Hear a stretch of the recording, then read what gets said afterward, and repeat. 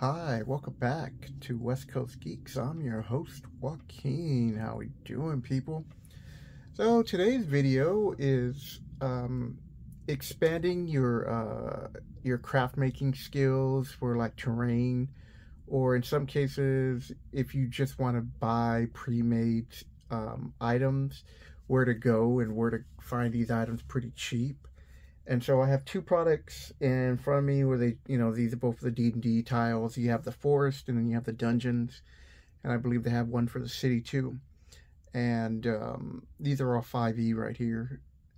And so you can go this route, but the other route you can do is you can find other materials like train hobby shops where you can get like forests and hills and other things and get material to build your terrain. And a lot of people who play like Warhammer or 40K, they already know these things, but this is just for like the new DMs who are more interested into just building their own terrain, or at least finding a jump point to go. So I would recommend, and I bought some things too for this example, is going to Michaels. First of all, Michaels, if you are a rewards member, it's easy. You sign up for free and they send you coupons every week. Also, disclaimer, I'm not paid by Michaels. I'm not a spokesman of Michaels. But as an artist, I've always gone there and I really do enjoy their discounts. So I saw some items that I thought that, D&D players should know about, especially DMs who want to build their own terrain. Give me a second. Okay, now I readjusted the camera. So the first off is I got this roll here. And as you can see here, it's 10 by 16. And it was just something I got to just play around with. There are like plastic sheets that you can put over to form a grid. The other one I was thinking of, I got more because I'm starting to get back into Warhammer. And so I wanted to have a bigger table. So I got 33 by 25. And this is a nice little thing I can lay out when I want to teach my nephew how to play. And so right now he's somewhat not hip to the idea, but who knows. But back to the video here. So I bought this tree set, and Lemax has some really good trees. And you can, this is $24.99, but with Christmas rolling around the corner, you can get these on a discount. And then, like I said, you always get a 20% coupon with Michaels, so you can get them even cheaper than that. But you get a lot of trees. You get 21 trees. So the first trees I was kind of looking with, I was like, oh, I bought this little bag of trees, and I'm just going to end up using them more for making snow globes, to help little kids make snow globes. Because they don't really look that good. And even if you had like really small hobbits, yeah, no. So in that bag right there, you get one of these trees, which is not bad, when you're looking at the size comparison. But then when you start getting larger, my friend made a custom-made dire wolf, and I'm like, now it just looks like a small tree. And then when you put it up to something large, like this werebear or just a giant cave bear, whatever you want it to be, the size just looks ridiculous. So, but if you add a bigger tree, which it comes with, now this looks more realistic, right? Because now this doesn't look so big compared to the tree, and the person definitely looks right for that tree size. And even the bear looks good. for the tree. And you're like, okay, you know, you got a whole bunch of these trees around. And like I said, I'd still keep these middle ones in because they can show like small trees. But if you go, hey, Joaquin, but wait, I have, you know, huge models or gargantuan dragon models. You know, this tree, yeah, you could put the tree there, but you know, most hill giants and other huge creatures, especially like dragons, are not going to be laying low in a forest where it doesn't offer them that much protection. So, the next tree in this size, this is what really, you know, helped me make this decision. Not only that, just to endorse this for the video, but look at the size of this, right? And even Mr. Bear, he doesn't look that big. And now with your player characters, you know, he just looks like if you go into a normal forest of giant trees or big tall trees, then that looks appropriate. Plus, you can put a dragon in here, and the dragon's not going to be bigger than this, hopefully. If it is, well, it sucks for you. So the other thing with Michaels is they have a whole bunch of different like colored sand. I did buy some glitter because I'm making some snow globes.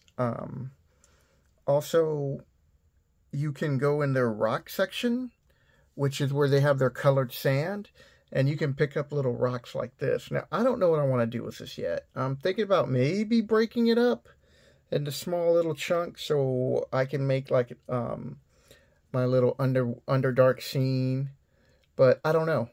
So I haven't broken it up yet because I don't know exactly what I want to do, but it was on sale, so I didn't want to pass that up. The other thing you can find at Michaels, besides the colored sand, they also have like these little crystals and like little crystal rocks, which will also go good with the rock that I just showed you right there. They have a lot of wood, small wooden dowel projects. Hold on. Yeah, I should have been better prepared. So, some of the glitter I picked up, I'm going to experiment with this when I make my own river, that I'm going to sprinkle this on the top with the glue. And so to give the appearance of when the light hits the water, sometimes you get that little shine to it. And there's other things you can do. We have a wall that you could use for a ruin. Move a couple of things. So I thought that was pretty cool. And like size-wise, this looks like a nice size wall that's a ruin. And right here, it looks like, you know, the giant probably knocked it down. And so you can find these in their like miniature section that they have.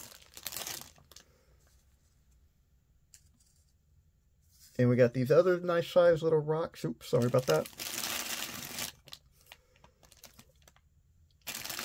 And so right here, you got a whole bunch of different little options that you can build with.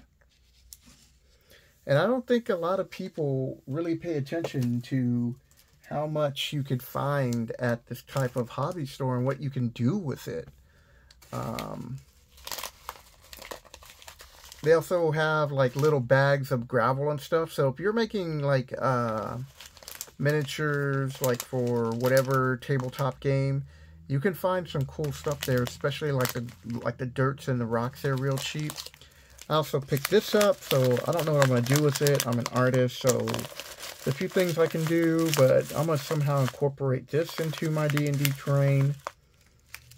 And there's like just so much. Like if you just walk in there, like I said, the wooden dowels, at one point I was going to build a Starjammer ship, and so I started getting all these little wooden dowels and doing all that, and then they just really crushed everything for me. And like, there's no ship combat. And I was like, well, why am I going to build this elaborate ship?